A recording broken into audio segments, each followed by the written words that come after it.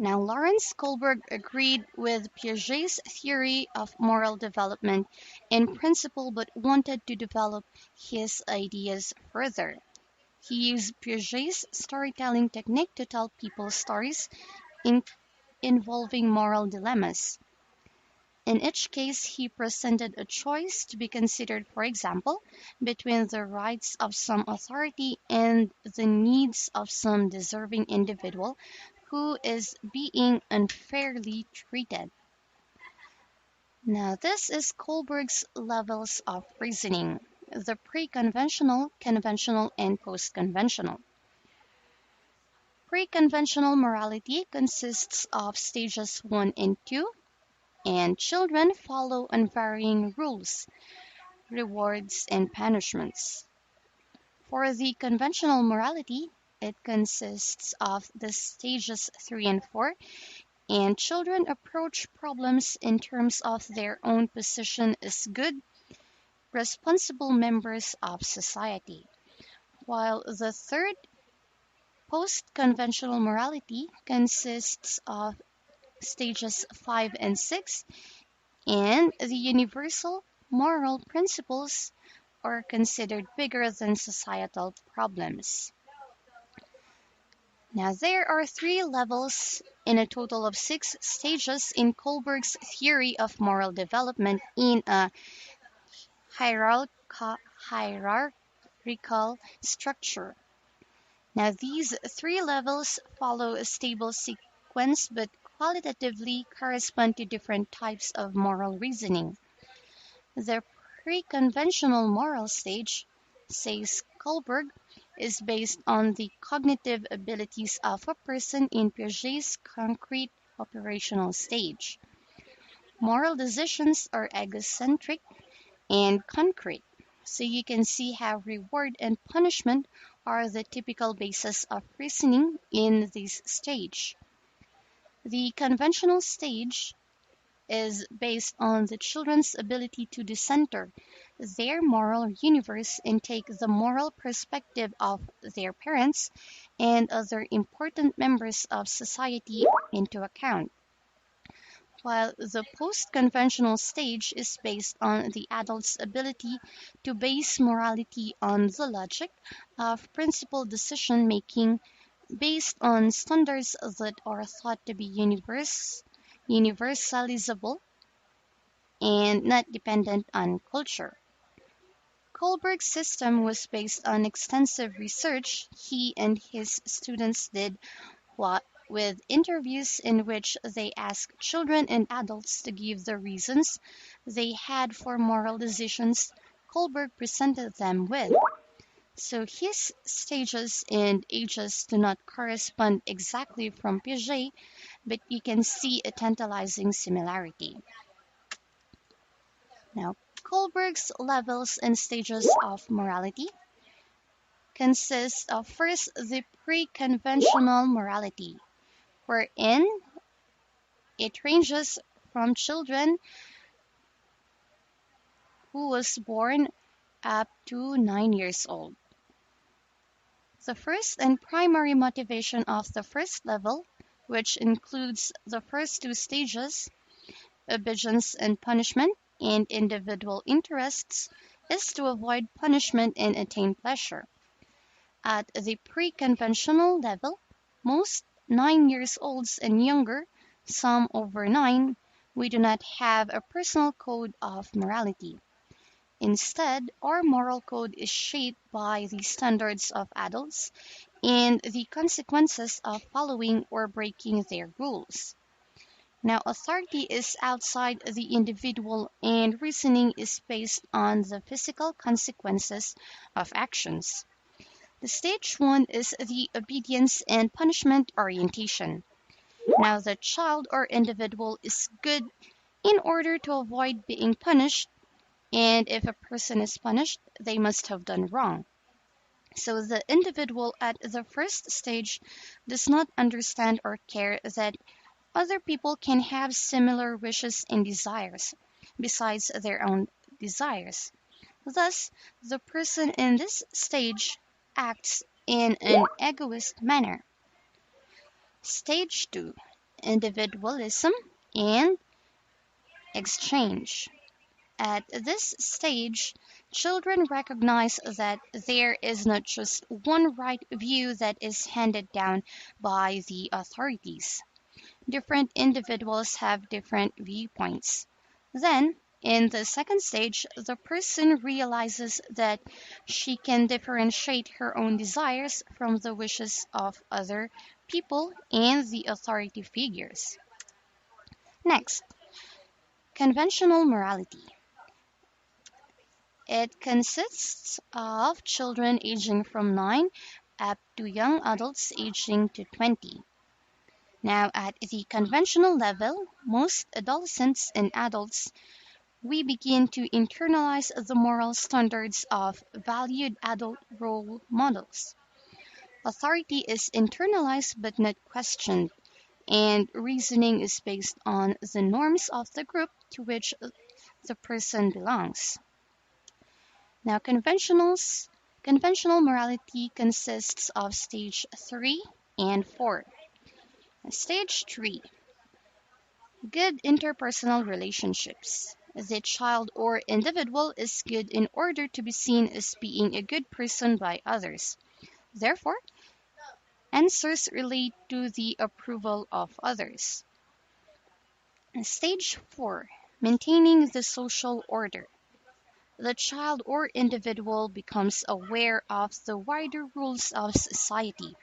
So, judgments concern obeying the rules in order to uphold the law and to avoid guilt. At the second level, or conventional morality, which includes the third and fourth stages, the individual has a motivation that is concerned with mutual relations and expectations. The main motivation of the individuals at this level is to be accepted and socially approved by others, and in this context, to fulfill the orders of those who are hierarchically superior. Therefore, at this level, people define interpersonal relations through their place in society. The third and last is the post-conventional morality. It ranges from young adults aging from 20 and above, or maybe never. So, at the last and third level, the individual develops an autonomous moral conception, while in moral judgment, she often refers to a universal set of principles such as justice and fairness. This stage corresponds to a universal set of moral principles that all people must follow. According to Kohlberg, and moral superiority is characterized as reaching this stage. The individual in this stage sees morality as an end, not as a means. Individual judgment is based on self-chosen principles, and moral reasoning is based on individual rights and justice. According to Kohlberg, this level of moral reasoning is as far as most people get. Only 10 to 15% are capable of the kind of abstract thinking necessary for stage 5 or 6. That is to say, most people take their moral views from those around them, and only a minority think through ethical principles for themselves. This level consists of stage 5 and 6. Now, stage 5, social contract and individual rights. The individual becomes aware that while rules or laws might exist for the good of the greatest number, there are times when they will work against the interests of particular individuals. The issues are not always clear-cut. For example, in Hein's dilemma, the protection of life is more important than breaking the law against stealing. Stage 6, universal principles. People at this stage have developed their own set of moral guidelines which may or may not fit the law. The principles apply to everyone. For example, human rights, justice, and equality. Now, the person will be prepared to act to defend these principles even if it means going against the rest of society, and in the process and having to pay the consequences of disapproval and or imprisonment. Now, Kohlberg doubted few people reached this stage. Now, to further explain and simplify the discussion about Kohlberg's morality, I am going to show you a short video discussing this stage.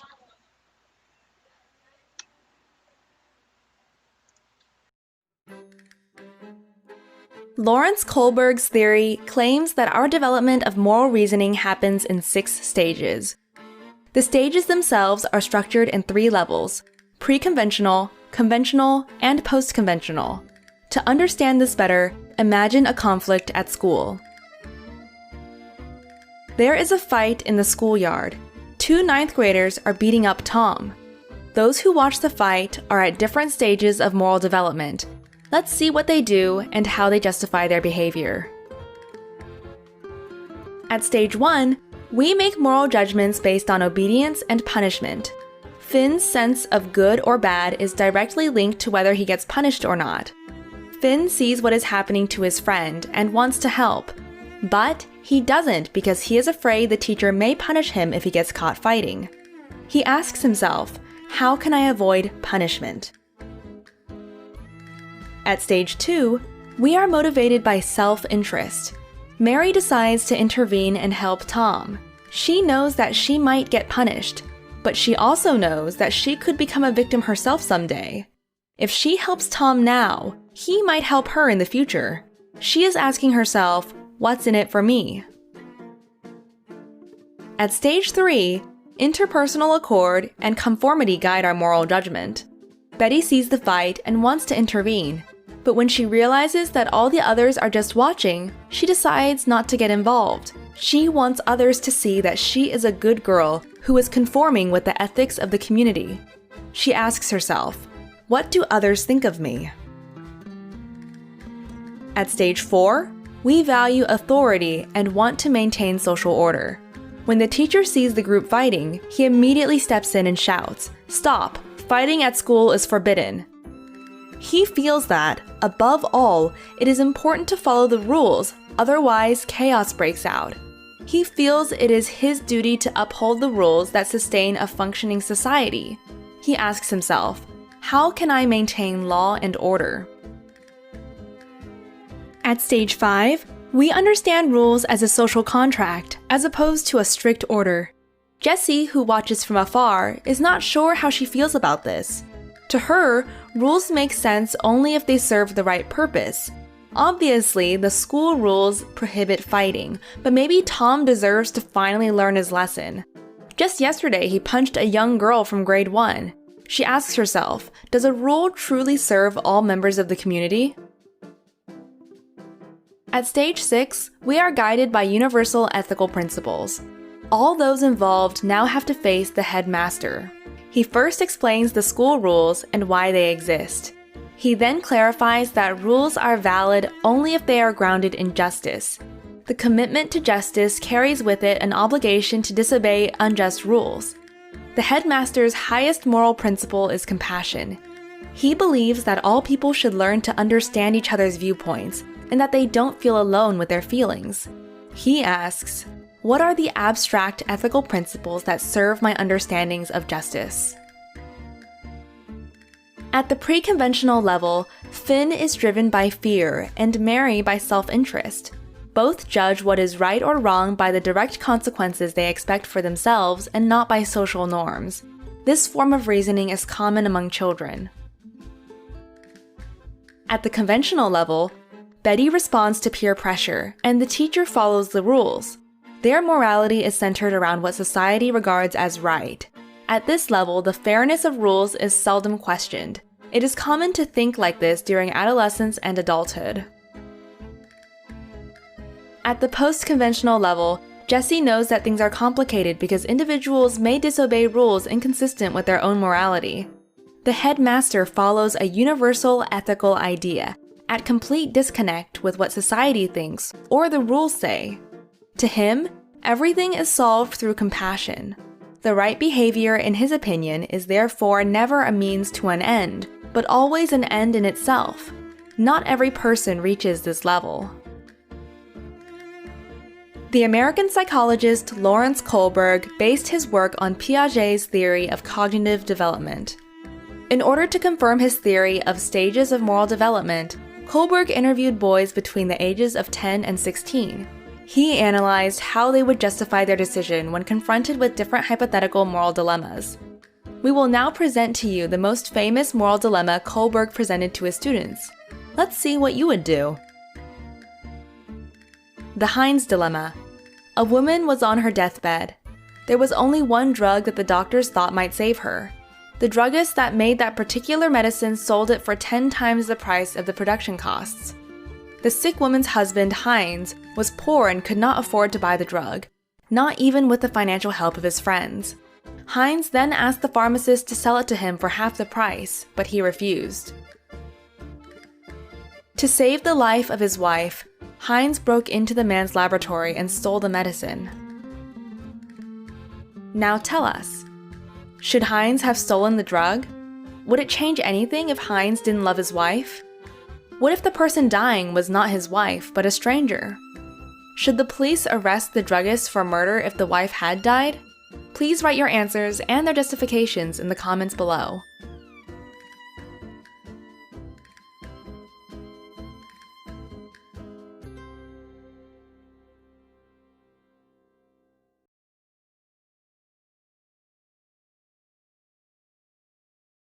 If you like this video and the way we explain the subject, subscribe to our channel.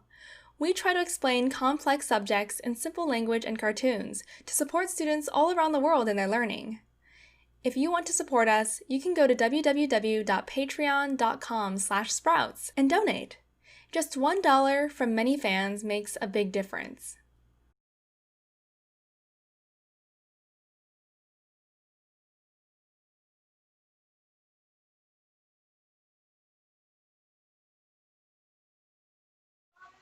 Okay, so Kohlberg's theory might be considered as based on empirical research. However, there were problems encountered with his methods. First is that the dilemmas are artificial, or they lack ecological validity. Now, most of the dilemmas are unfamiliar to most people. For example, it is all very well in the Heinz dilemma asking subjects whether Heinz should steal the drug to save his wife. However, Kohlberg's subjects were aged between 10 and 16. They have never been married and never been placed in a situation remotely like the one in the story. Now, how should they know whether Heinz should steal the drug? Second is that the sample is biased. According to Gilligan, because Kohlberg's theory was based on an all-male sample, these stages reflect a male definition of morality, or it's androcentric. Now, men's morality is based on abstract principles of law and justice, while women's is based on principles of compassion and care.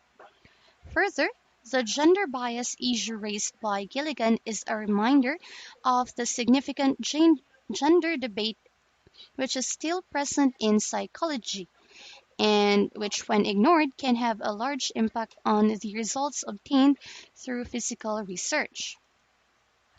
Third, the dilemmas are hypothetical. They are not real. In a real situation, what course of action a person takes will have real consequences, and sometimes very unpleasant ones for themselves. Would subjects reason in the same way if they were placed in a real situation? We just don't know. And the fact that Kohlberg's theory is heavily dependent on an individual's response to an artificial dilemma brings a question to the validity of the results obtained through this research.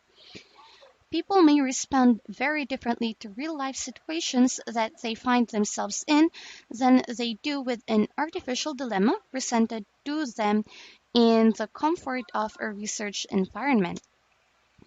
Lastly, poor research design. The way in which Kohlberg carried out his research when constructing this theory may not have been the best way to test whether all children follow the same sequence of stage progression. His research was cross-sectional, meaning he interviewed children of different ages to see what level of moral development they were at. A better way to see if all children follow the same order through the stages would have been to carry out longitudinal research on the same children. However, longitudinal research on Kohlberg's theory has since been carried out by Kolbe et al., who tested 58 male participants of Kohlberg's original study. She tested them 6 times in the span of 27 years and found support for Kohlberg's original conclusion, which we all pass through the stages of moral development in the same order. In addition to problems encountered with Kohlberg's methods, there were also problems with Kohlberg's theory. First question that we can come up with is, are there distinct stages of moral development? Well, Kohlberg claims that there are, but the evidence does not always support this conclusion.